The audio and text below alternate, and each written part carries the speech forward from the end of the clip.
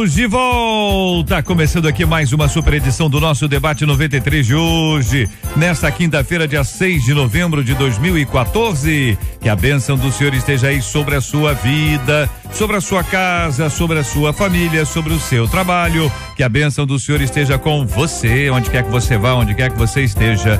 Receba o carinhoso abraço em nome de toda a nossa equipe que já está aqui a postos para te atender, para te receber, para te ouvir. Você liga, você fala com o Debate 93. Fale com o Debate 93. 2461-0093. E-mail debate@radio93.com.br. Facebook Rádio 93 FM. Site www.radio93.com.br. A JR diz aqui um dos nossos queridos ouvintes: quando olho para a vida do profeta Jonas, percebo que ele não teve o direito de fazer suas próprias escolhas. E quando ele fez, Deus o repreendeu a ponto de mandá-lo para a barriga de um grande peixe. Daí eu me pergunto, até onde vai o meu direito de escolha? Em qual ponto a minha vontade pode se encontrar com a vontade de Deus? Como se chega a isso? O que você acha, hein, ouvinte? Este é o Debate 93, com J.R. Vargas, na 93 FM. Pastor Homer é diretor do Seminário Presbiteriano do Rio de Janeiro. Reverendo Homer, muito bom dia, seja bem-vindo, meu irmão. Bom dia, J.R., bom dia a todos os ouvintes, uma grande alegria poder estar com os irmãos nesse debate. Obrigado, meu querido. O senhor destacou a frase: quando olho para a vida do profeta Jonas, percebo que ele não teve o direito de fazer suas próprias escolhas. Depois o ouvinte diz que quando ele faz, acontece. Mas nessa etapa inicial aqui, qual a sua opinião sobre esse assunto, nessa história tão impressionante, que é essa história do profeta Jonas, tão conhecida do nosso público, ao mesmo tempo com tantas nuances que vão se abrindo e a gente vai descobrindo coisas extraordinárias na vida dele e no livro que leva o seu nome? Eu destaquei porque eu acredito que talvez aqui você está falhando no tempo, né? A escolha que o profeta teve foi ser profeta, né? Então ele, ao atender ao chamado de Deus para ser profeta, ele optou por ser obediente. Então, quando Deus lhe dá uma missão, que é o detalhe, que é o tema do livro de Jonas, ele, na verdade, não tem esse direito, porque antes já escolheu ser profeta. E o profeta, ele tem que obedecer à ordem do Senhor. Então, o meu destaque com respeito a essa frase é se realmente nós estaríamos legalizando o direito dele escolher ou não como profeta. Porque como profeta, ele tem o direito de obedecer ou não. E se ele desobedece, então ele está sendo rebelde, tem que ser punido. Então esse passo anterior que seria o passo da escolha dele no que se refere a esse assunto aqui. Exatamente. Ou seja, se ele escolheu ser profeta, ele não poderia desobedecer a ordem de Deus de ir para Nínive, e por conta disso, na sua perspectiva, o tempo dele de obedecer estava absolutamente resolvido quando ele fez a escolha anterior. Exatamente. Muito bem. Reverendo Marco Antônio de Oliveira, da Igreja Metodista de Iguaba Grande, muito bom dia, meu querido. O que o irmão pensa sobre essa afirmação e também sobre esse destaque inicial aqui da frase que o nosso ouvinte nos encaminha: quando olho para a vida do profeta Jonas, percebo que ele não teve o direito de fazer as suas próprias escolhas. JR, bom dia, uma alegria voltar a essa casa sempre abençoada. Diria de imediato o seguinte: para a gente compreender a história do profeta Jonas, a gente precisa entender em que situação ele estava envolvido. Deus lhe manda ir pregar a um povo que odiava o povo de Israel, odiava o povo hebreu. Esse é um detalhe importante. Os ninivitas representavam, a Síria representava a nação que mais naquele momento odiava o povo de Deus. E pela leitura do texto bíblico a gente percebe que, na verdade, Jonas não se recusa em cumprir a vontade de Deus. Ele se mostra resistente em ir a Nínive pregar por conhecer a bondade de Deus. Ele vai revelar isso no final. Ele vai dizer: eu sei que o Senhor é bondoso, que no final o Senhor ia perdoar. Então a grande dificuldade de Jonas é entender que um povo tão cruel possa ser alvo da graça de Deus. Esse é o grande problema do profeta. Parece que o profeta está com dificuldade de entender a forma pedagógica de Deus agir. Ele tem dificuldade de entender isso. Uma segunda questão é que em nenhum momento é tirado de Jonas do direito de escolher. Não lhe é tirado esse direito de escolher. Ao contrário, Jonas é um ser autônomo que toma decisões. O que a gente percebe no texto, e eu queria adiantar, não é um Deus que se recusa a aceitar a vontade do profeta. Não, a gente percebe um Deus que insiste em restaurar a comunhão com esse profeta, quando esse profeta resolve distanciar-se dele. O ato de Deus não deve ser encarado como um ato punitivo, mas ao contrário, como um ato amoroso de reaproximação do profeta, de ir ao encontro do profeta e tentar fazê-lo compreender que o amor dele é grande, e de que para compreender esse amor a gente precisa estar em comunhão com ele. Então, se eu ver aqui uma insistência de Deus com Jonas, Jonas poderia ter tido essa sua escolha e ter vivido uma outra vida completamente diferente da vida que nós temos hoje, ou mesmo poderia ter tido qualquer outro tipo de oportunidade, mas a insistência de Deus com ele fez com que Deus fosse lá buscá-lo, levasse na boca de um peixe e levasse de volta a Nínive, aliás, de volta não, levasse a Nínive para que finalmente ele cumprisse a sua missão. É essa a perspectiva. Isso mostra um Deus amoroso, não um Deus ditador que me impede de fazer graça escolhas. E não punição. É graça pura. Muito bem. Pastor Hélio André, da Igreja Batista Nova Filadélfia, no Grande Rio. Pastor, muito bom dia, seja bem-vindo. Diante do que o senhor já ouviu, o senhor está concordando ou o senhor está discordando, hein? Olha só, eu tô analisando, né? Abrindo um precedente aqui, eu, aproveitando os pastores que estão na mesa, eu tive um sonho, e o sonho me reportava ao fato de que Pedro nega Jesus quando o galo canta 3 vezes, só que no meu sonho cantava 4. E não sei porquê, depois os colegas de Jonas ou é de Pedro? O senhor está com problema aí na perspectiva? Não, né?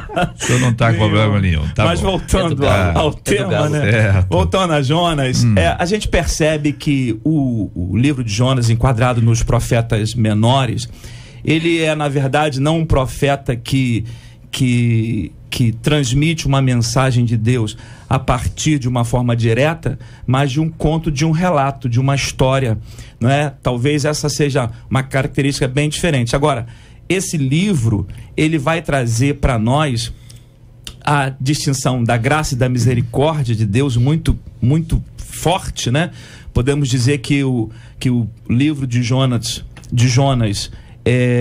seria um livro que caberia muito bem no Novo Testamento, né? Porque ele incide nessa misericórdia de Deus, na graça de Deus, de mostrar ao povo judeu que ele não é um Deus exclusivista, um Deus para uma nação só, mas que ele é um Deus na sua ótica soberana, que decide abarcar ou receber qualquer povo que ele queira para si, que não seja só aqueles que foram de fato escolhidos, e a história mostra que eles não conseguiram cumprir a vontade do Eterno. Com relação à escolha, eu também entendo que esse Deus não é um Deus que vai interferir, não é, no processo da escolha do ser humano pelo aspecto do seu poder, da sua grandiosidade, daquilo que ele é, né, e da fragilidade do homem. Eu acho que aqui está o ponto em que Deus concede ao homem o direito da escolha, né? Alguns trabalham livre-arbítrio,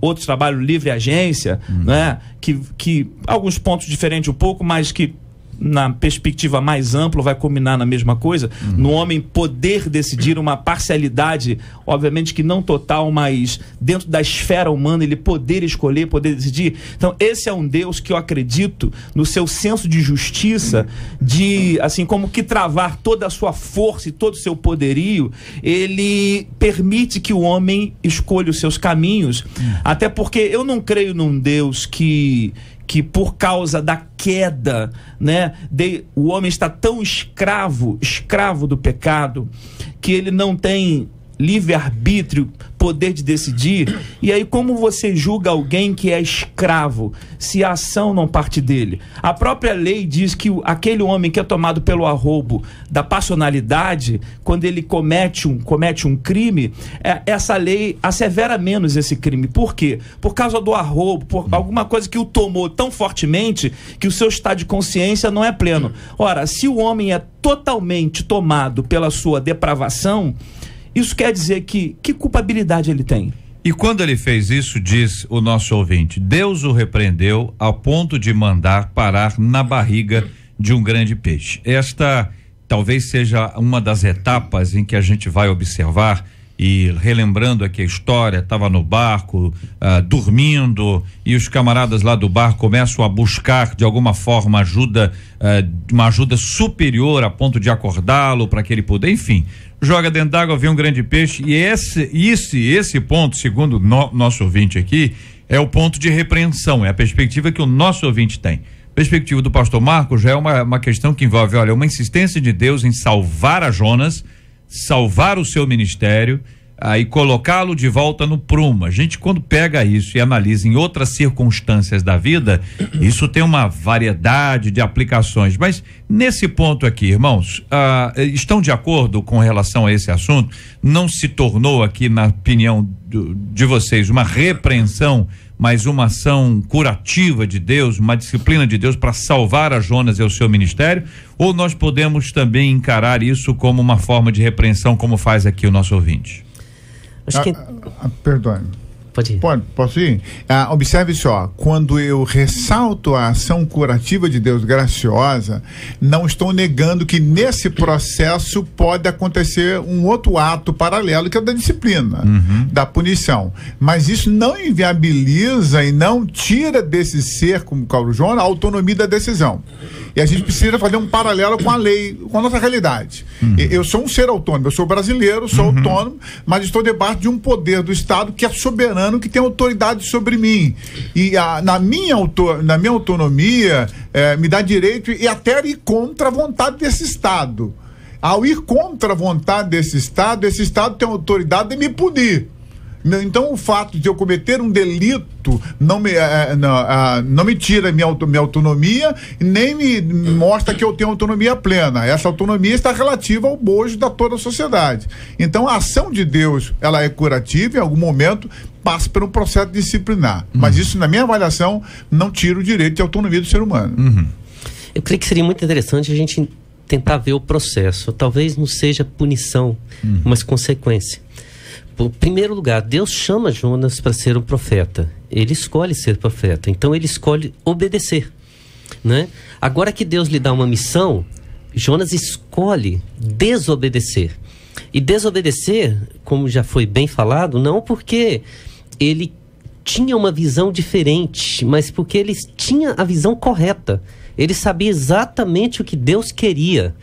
Ele sabia que Deus iria agir com graça, com amor, diante de um povo que ele odiava, né?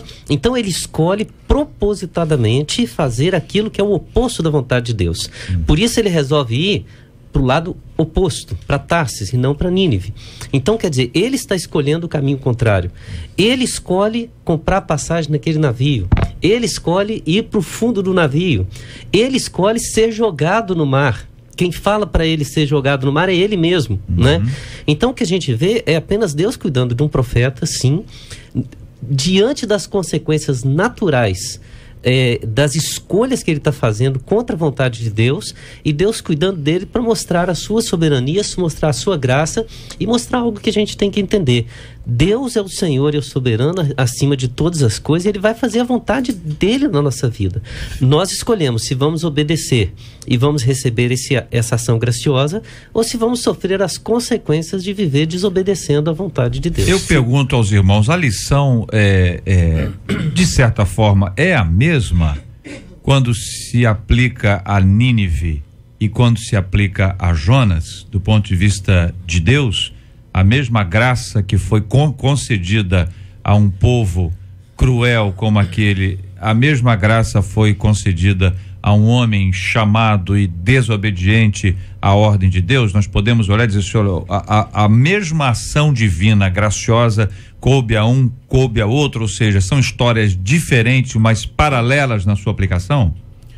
Se percebe muito claro que evidencia essa humanidade de Jonas, né? O forte nacionalismo, os assírios eram os povos que mais saqueavam Israel. Então, assim, o fato dele não querer ir e se opor àquilo que Deus já havia determinado para que ele o fizesse, né? Fica muito claro essa humanidade, está patente a humanidade, né, do ser humano, que muitas vezes interfere para as coisas boas e para as coisas más também, né? É óbvio que esse Deus, que ele faz até essa contraposição. Você tem pena de uma boboeira que cresceu e veio um bichinho e comeu, mas você não tem pena de um povo, de uma nação inteira, né? Ele, na verdade, como o pastor falou, ele já conhecia Deus, ele conhecia profundamente o coração de Deus. Eu sabia que tu ia fazer isso, tu me traz aqui para falar para um povo que você não quer destruir, e na verdade você quer estender a mão. Então, o que eu estou fazendo aqui para vir falar para um povo que eu não gosto, que eles magoam a nossa nação, que saqueiam a gente, já que no final das contas o Senhor vai dar misericórdia, estabelecer, se eles se voltarem para o Senhor, né?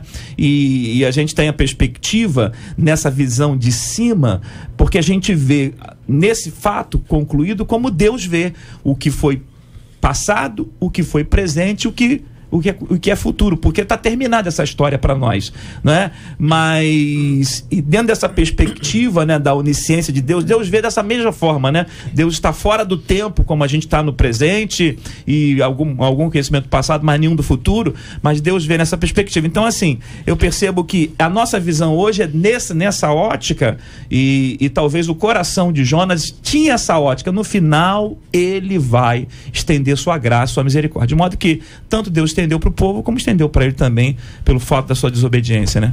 Há um detalhe que eu entendo que o ouvinte deve estar se complicando, um detalhe cruel, isso é profundamente teológico.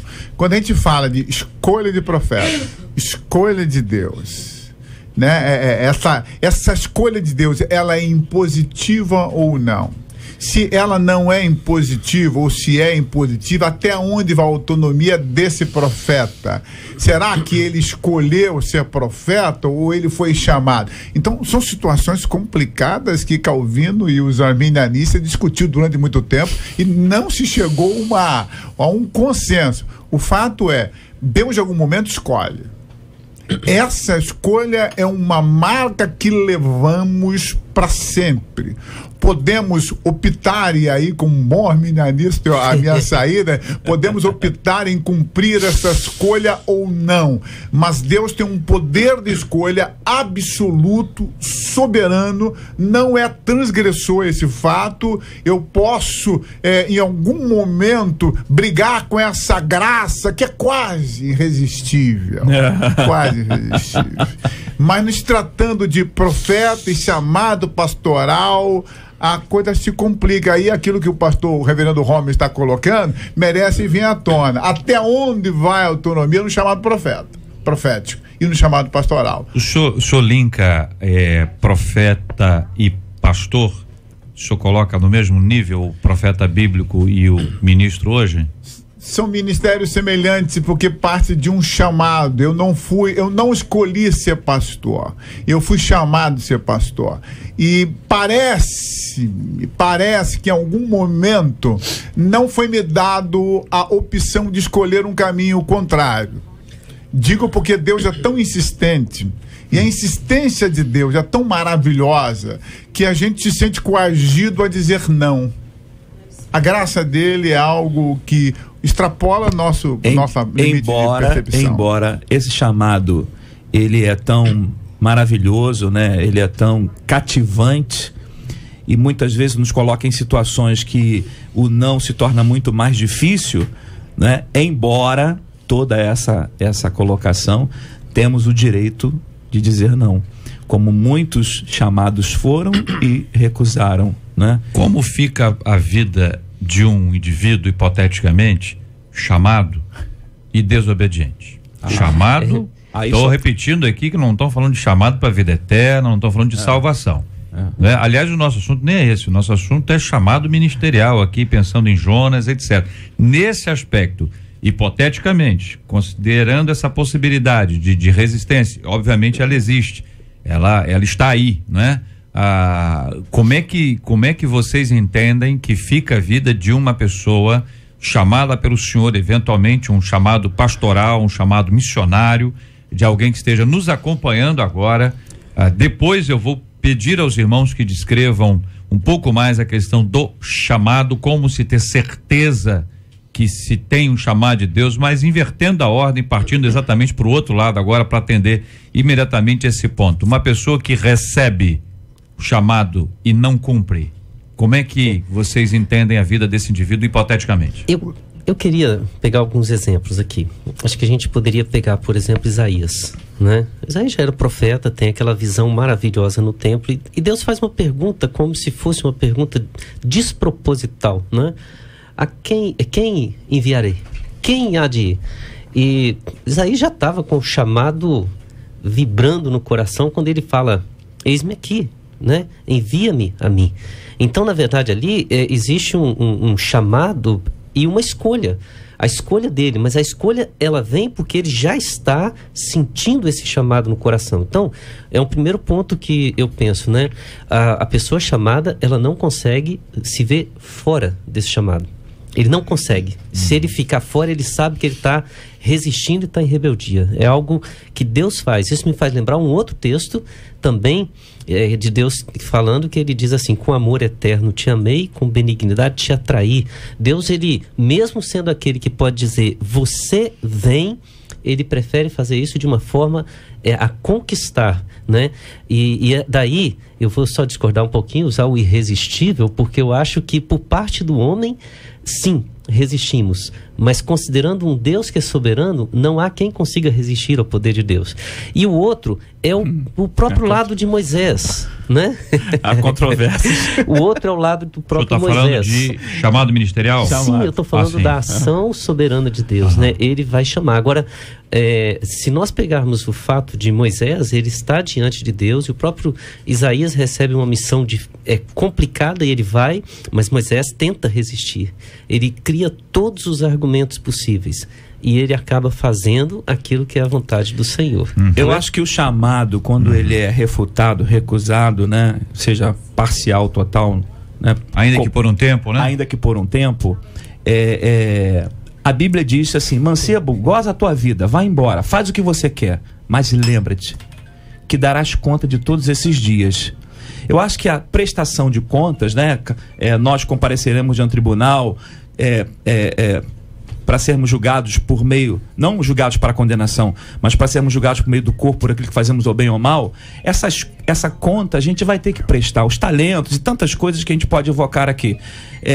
Eu acho que essa pessoa que é chamada, evidentemente chamada por Deus, né, e que ela está fora do centro, porque muitos, às vezes, chamados estão fora do centro da vontade absoluta de Deus, né, e aí ele vai dar conta, sim, a Deus daquilo que, como Deus soberano que é, decisivo, mas que respeita, porque precisa respeitar um ser menor que ele, um ser mais fraco que ele, um ser mais impotente que ele, não é? Porque senão esse ser se torna um boneco nas suas mãos, esse ser se torna uma peça só onde Deus possa... que Deus deu ao homem a faculdade de poder dizer não. Eu entendo plenamente. Não há como se fugir da escolha divina. A escolha divina, ela é soberana. O fato de afirmar que não há como fugir da escolha divina, não estou negando a autonomia humana. A autonomia humana sempre vai ser preservada. Você fez a pergunta: como é que é a situação de alguém que foge dessa escolha? O texto de Jonas descreve a situação infernal que Jonas é submetido, a essência dele passa a ser a tormentosa. A descrição de ir para a boca do peixe descreve nitidamente sua situação. Ele faz uma oração no final: Deus, eu não te aguento, eu ao mesmo tempo não aguento ficar longe. Estou parafraseando Jonas, né? A minha existência perdeu sentido. O fato dele estar na boca do baleia mostra esse conflito do homem escolhido, chamado, que se nega a cumprir esse chamado, e ele se torna infeliz consigo mesmo. E aí o Deus amoroso do lado desse homem, não querendo perdê-lo, mas ao contrário, insistindo com ele, e quando ele está num desespero, Deus faz uma ação assim que quebra todas as regras, né? O amor de Deus é tão grande, e a soberania dele idem, que ele quebra todas as regras mesmo estabelecidas. Ele vai, intervém e muda a história de Jonas para restaurá-lo. E aí Jonas se queda e resolve cumprir a vontade de Deus. Poderia continuar em descumprimento? Poderia. Mas o amor de Deus se revelou a Jonas como revelou o ninivita. Nós temos algum exemplo bíblico, profeta, chamado, apóstolo, que poderia ilustrar um tanto quanto esse aspecto da pessoa que recebe e não cumpre chamado de Deus? Além desse período aqui de Jonas que nós já estamos discutindo, existe algum outro? Não estou dizendo o que faz de maneira relaxada, não, que esse é um outro passo aqui nosso, mas aquele que de fato recebeu o chamado de Deus e descumpriu. Estamos lembrando de mais alguém? Sim, temos Saul. Saul é alguém que é escolhido, que despreza essa escolha. É profeta. É um rei, né? Mas ele recebe o chamado profeta. Mas mesmo assim, né? O próprio Deus e Samuel vão dizer que Saul foi uma escolha do povo. Né? Se nós olharmos para esse lado, Deus ungiu Davi. O povo escolheu Saul. E esse próprio contraste é falado pelo próprio Senhor Deus.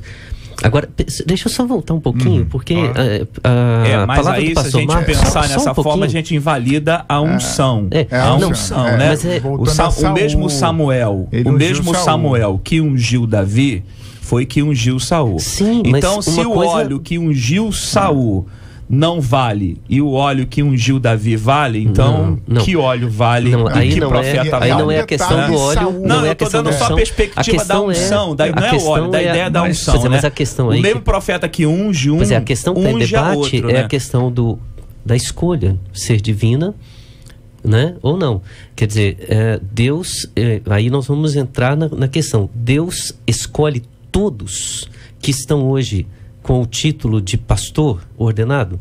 E se a gente for ser bem sincero, a gente vai ver que existem aqueles que realmente são chamados e existem aqueles que estão, né?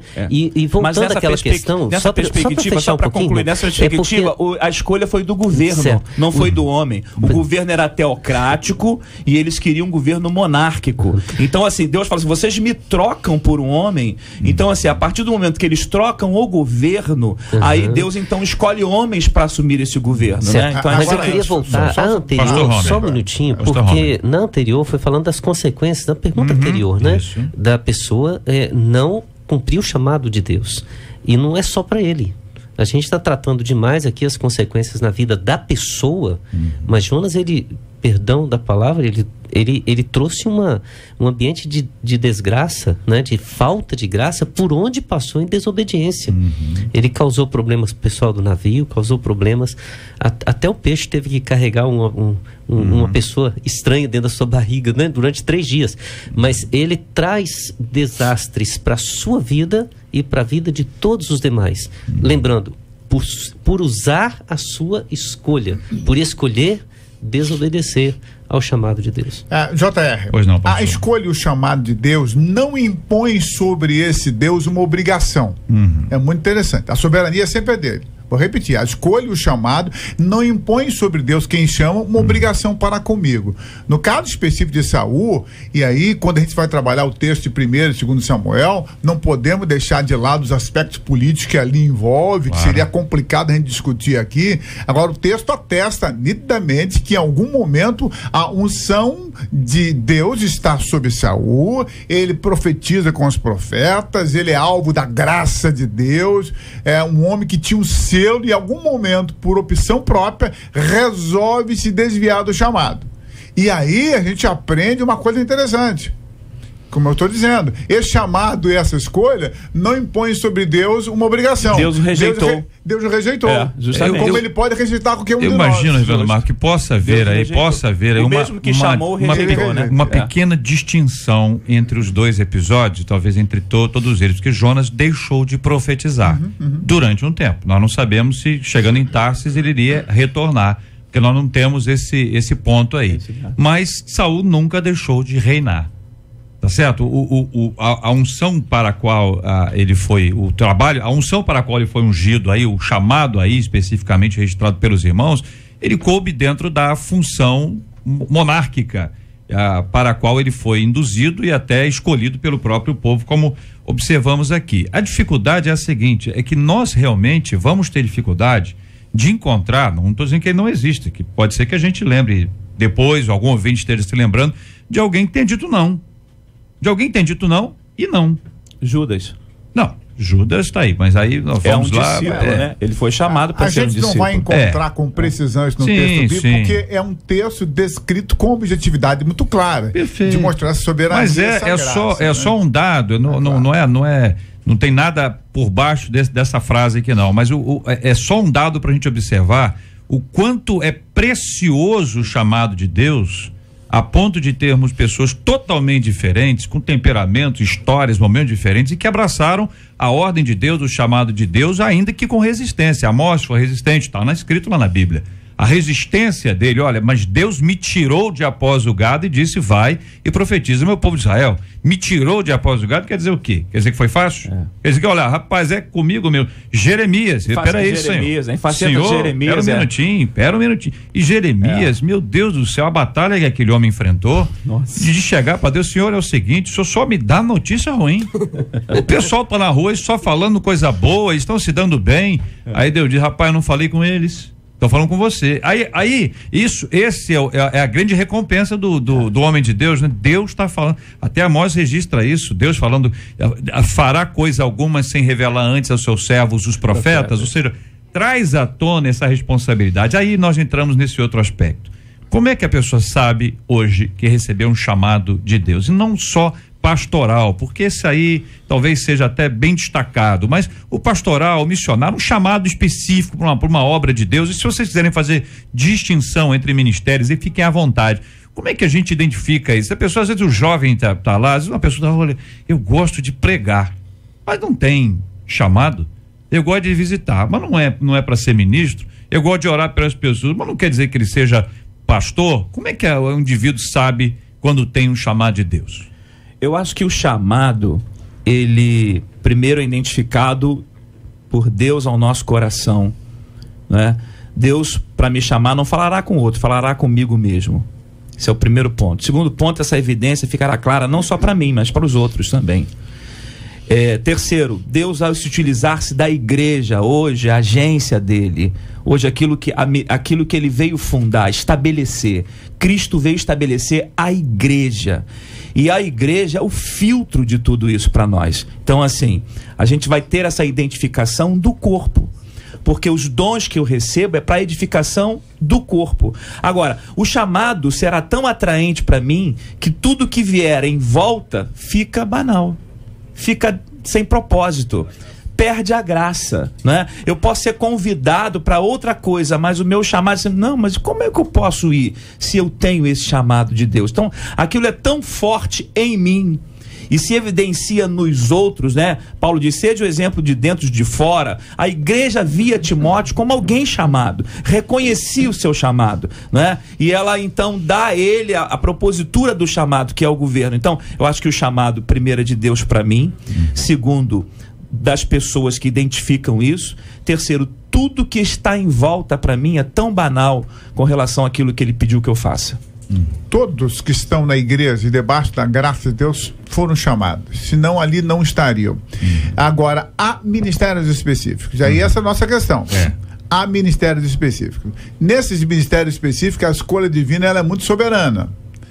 Ele separa um ou outro. Não obstante, não entendo de que em algum momento alguém possa se prontificar. É o caso do Isaías. Isaías é um caso sui generis.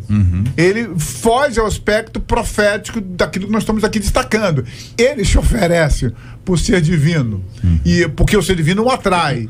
E o ser divino resolve, então, apostar nele. Então, todos temos um chamado específico, agora há ministérios específicos, e para esses ministérios específicos, uma escolha divina deve ser acentuada. E aí está o diferencial. Tem um capítulo do livro Lições aos Meus Alunos, do Spurgeon, muito interessante, que o título é Chamado para o Ministério. Virou até um livretinho que eu li antes de eu ir para o seminário, né? E ele trabalha muito esse aspecto individual do chamado. Eu acho que isso é muito interessante o que o pastor Hélio colocou, esses reconhecimentos, mas pensando na pessoa que está olhando, será que eu sou chamado para um ministério específico, né? O Spurgeon trabalha algumas coisas desse chamado geral que todo cristão tem e o chamado para uma missão específica. E ele aborda algumas coisas do tipo, por exemplo, que a pessoa ela não consegue se ver em outra posição, apesar dele tudo que tentar der certo. É como se estivesse dizendo o seguinte: a pessoa está sendo chamada para o ministério, então ele sabe que qualquer outra área que ele... Isso é a visão do Spurgeon, né? Ele vai tentar fazer como fuga e vai entender que aquilo não traz para ele a satisfação sincera que teria se ele estivesse servindo a Deus. Então acho que de fato tudo começa lá no coração da pessoa. E aí vem o primeiro ato da escolha. Ele escolhe atender o chamado ou continuar resistindo e trazendo problema para ele e para os outros. E no tocante ao chamado pastoral, uma coisa tão interessante, nós não fazemos escolha, porque primeiro cedemos esse direito. Nós cedemos esse direito. Não escolhemos para onde vão. Nossas escolhas por igrejas não passam pela questão financeira, passam pela questão de um ardor do coração. Esse é o chamado verdadeiro, é o chamado profético. Porque o mercenário transita por outros caminhos.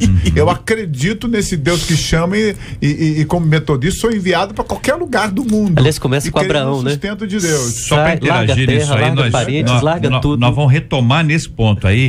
Só um tiquinho antes aqui, é o seguinte: o apóstolo Paulo é de alguma forma acusado de mercadejar a fé, né? Depois ele vai dizer assim: eu não sou o mercadejador, eu não estou vendendo, eu não estou barateando, eu não estou nem adulterando a palavra.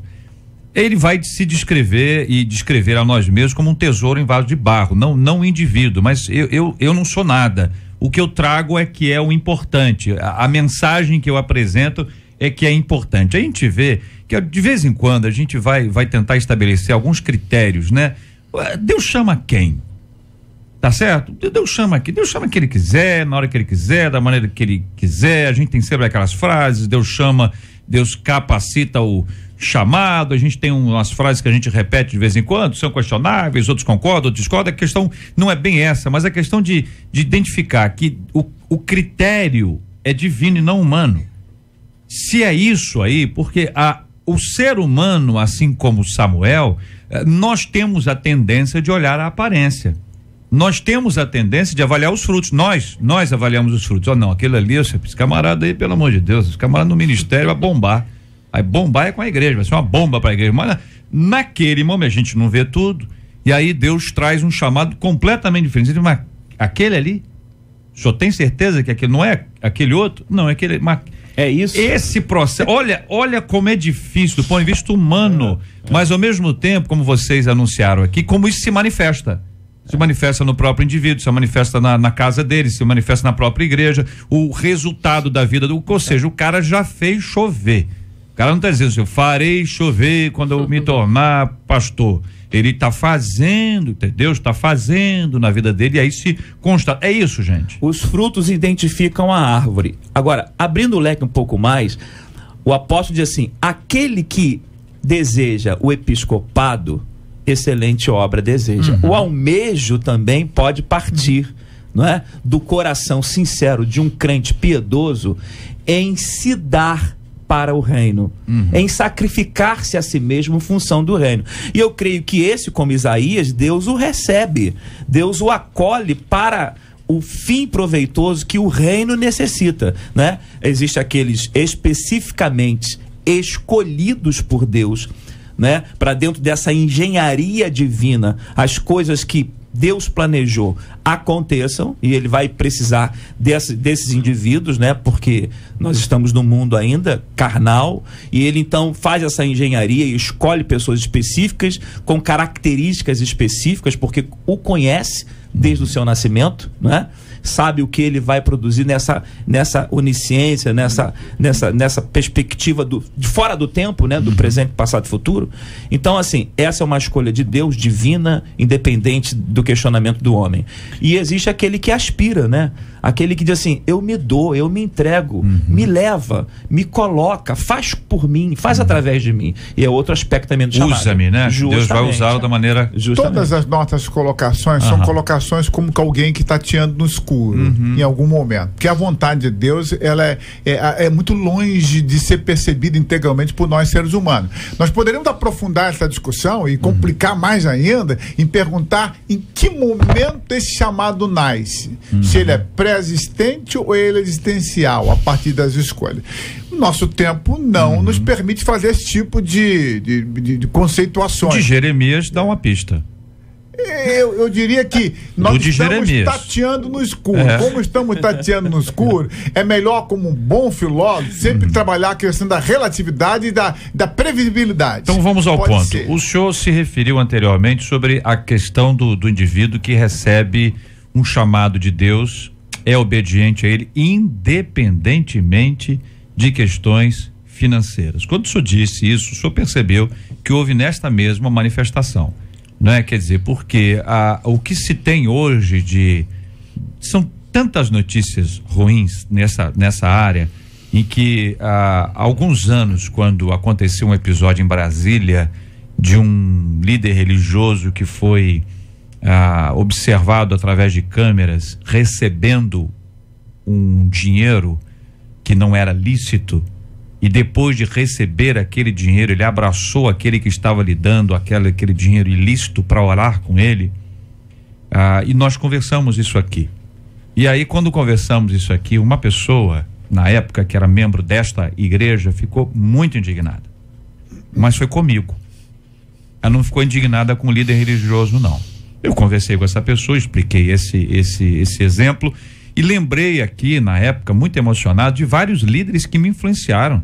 Pastores queridos, homens de Deus, servos do Senhor, de várias denominações diferentes, que honraram o chamado ministerial e o nobre título que recebem para o exercício dessa obra de acordo com a sua denominação. Agora, parece, pastor Marco Antônio, pastor Rome, pastor Hélio, que muita gente está perdendo isso de vista.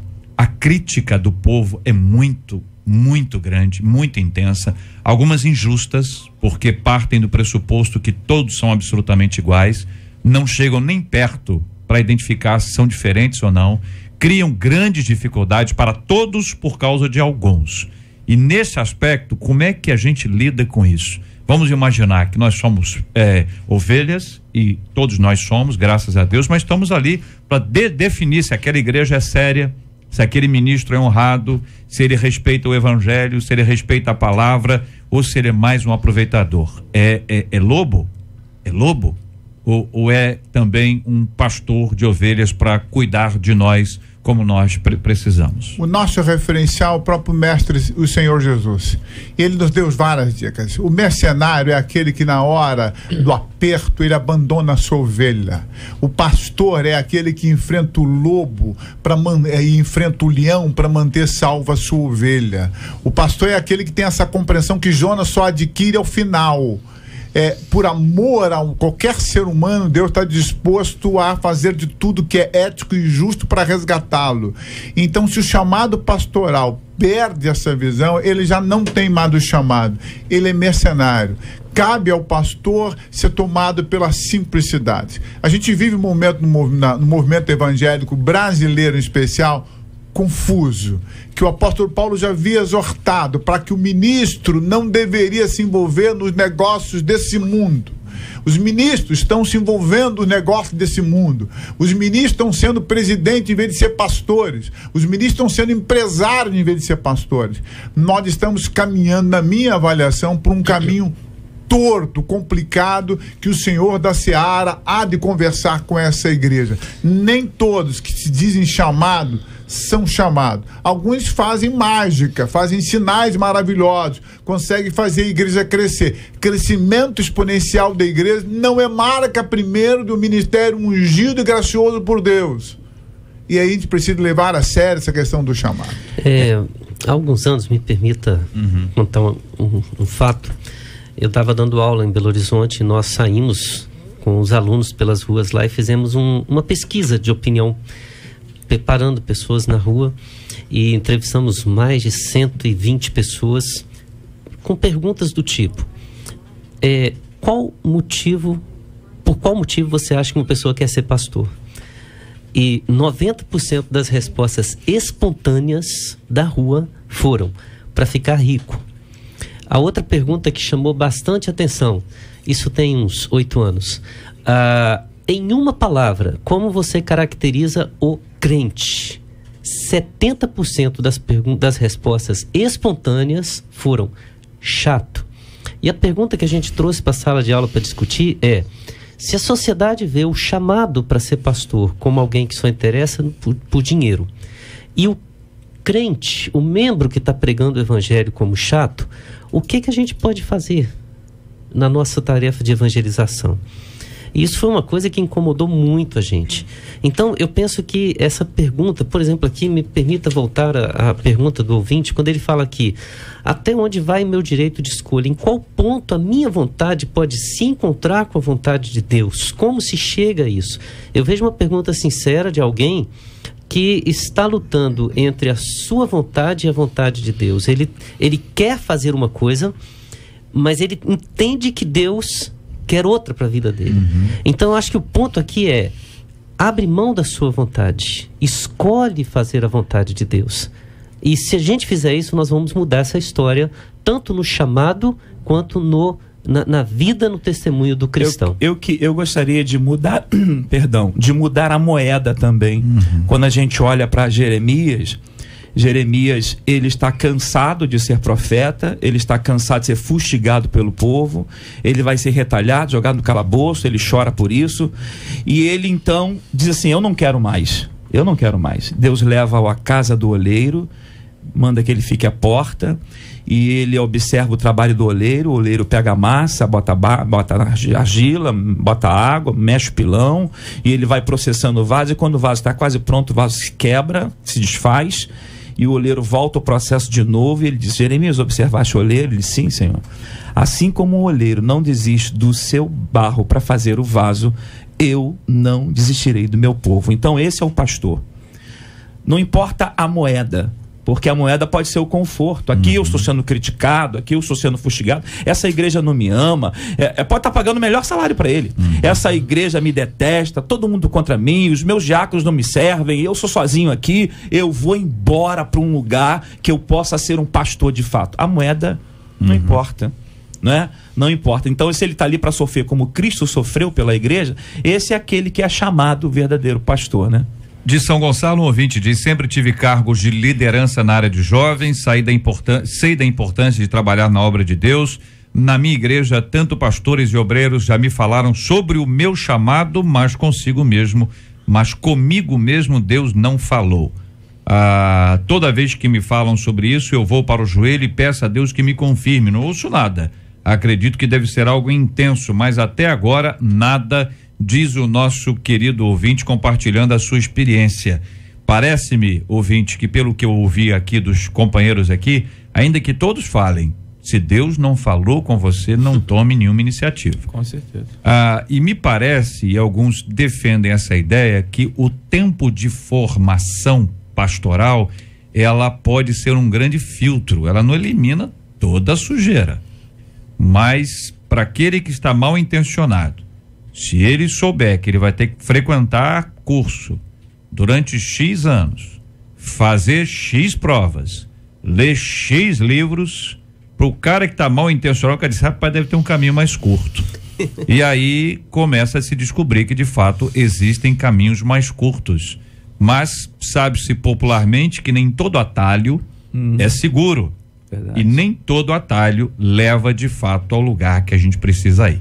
Quero agradecer aos companheiros pelas abordagens, reflexões, por nos ajudar a pensar juntos sobre este tema tão importante para a vida dos nossos amados ouvintes e que nos ajuda a pensar sobre Jonas e assim como a gente mesmo. Todos nós estamos nesse mesmo barco. Aí depende. Tá indo para onde esse barco? Nínive ou Tarsis? Criador de tudo em mim, conheces muito bem o mais profundo do meu ser e muito mais que eu. E quando a solidão parece me sufocar, eu creio em ti, pastor do coração. O Senhor é meu pastor, mantém meu coração. O seu amor me abraçou, libertou-me, enfim. Por isso eu não temo, não, se o mal chegar a mim, pois creio em ti, pastor do coração.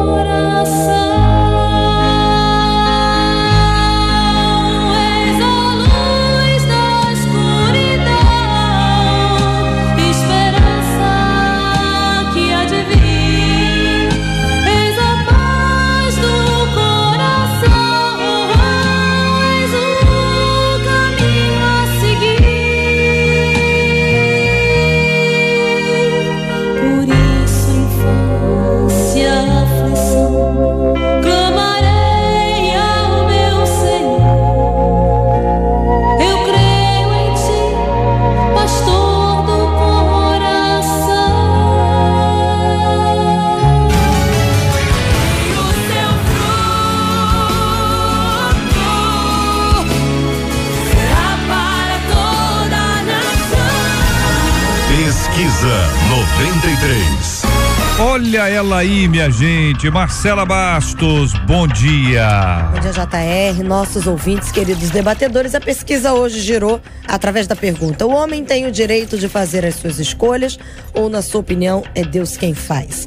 Por telefone, 56% dos nossos ouvintes disseram que Deus é quem faz as escolhas, mas no nosso site, 64% deles apontam que é o homem. Muito bem, muito obrigado, Marcela Bastos. Quero dizer a você, ouvinte amado, aqui no Face da 93 FM, temos aqui a foto dos 3 companheiros presentes aqui no nosso debate 93 de hoje. Você vai conhecer aqui no sentido horário, bem no alto, o pastor Marco Antônio, depois ali o reverendo Homer e também o pastor Hélio. Você vai conhecer aqui, o nosso ouvinte vai poder conhecer os 3 companheiros presentes no nosso debate 93 de hoje aqui na 93 FM. Na 93 FM, J.R. Vargas. E o debate 93. Ah, minha gente, olha aqui uma de nossas ouvintes compartilhando conosco aqui. JR, eu não aguento mais o choro dos meus filhos. Chora, neném, chora. Meu marido me ajuda muito, mas isso não diminui a minha irritação. Quando me dou conta, eu já perdi a paciência. Eu sei que isso desestabiliza toda a minha família. Confesso que a minha reação me preocupa e reconheço que sou culpada de roubar a alegria da minha família. Mas como manter a serenidade quando qualquer coisa arranca a nossa paz? Uma pessoa irritadiça como eu está pecando? Será que está me faltando fruto do Espírito? O que você acha, hein, ouvinte? Fica brava não, mas o que você acha, hein?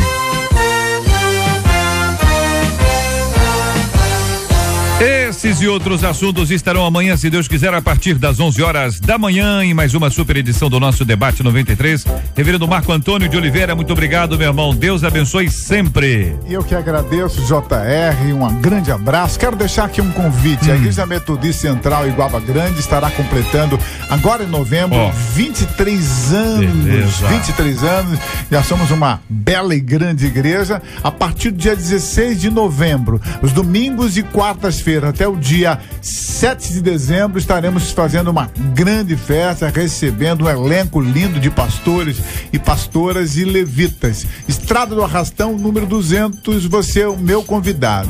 Maravilha, muito obrigado, pastor Hélio André, um grande abraço, meu irmãozão. Abraço, eu quero mandar um beijo também grande para a Igreja Batista Nova Filadélfia, que está completando 28 anos, né? A pastora Eli, e a pastora Cristina, um beijo a essa comunidade linda ali no Vilar dos Teles. Deus abençoe a vocês, muitíssimo, né? Maravilha, reverendo Rome, obrigado, um abraço, meu irmão. Eu que agradeço a oportunidade e mandar um abraço para todos os alunos, professores e funcionários do Seminário Presbiteriano ali no Meia, e a todos os ouvintes, que Deus os abençoe e me ajude a fazer as escolhas corretas. Maravilha, muito obrigado a você, ouvinte amado, participando com a gente aqui no nosso debate 93 de hoje. Nós vamos orar juntos nessa hora, buscando aqui a bênção do Senhor, a graça de Deus sobre os nossos amados ouvintes. Pastor Marco Antônio vai orar conosco. Vamos apresentar o tema de hoje, como sempre, e vamos incluir, como todos os dias, nós temos orado pedindo a cura dos enfermos e o consolo aos corações enlutados, em nome do Senhor Jesus. Senhor Deus, Pai Todo-Poderoso, amoroso Senhor e amigo, em o nome de Jesus Cristo imploramos a tua graça, imploramos que o Senhor venha nos abençoar. Pedimos agora a favor daqueles que choram a partida de entes queridos, que o consolo divino esteja sobre eles. Pedimos também a tua bênção sobre aqueles que estão acamados, sobre a tua igreja, sobre os ministros e ministras que nesse exato momento estão se dando a sua obra. Seja com esse irmão que nos mandou esse e-mail, seja conosco nessa semana, Pai. Esta é a oração que fazemos, agradecidos em o nome de Jesus. Que Deus te abençoe. Você acabou de ouvir Debate 93.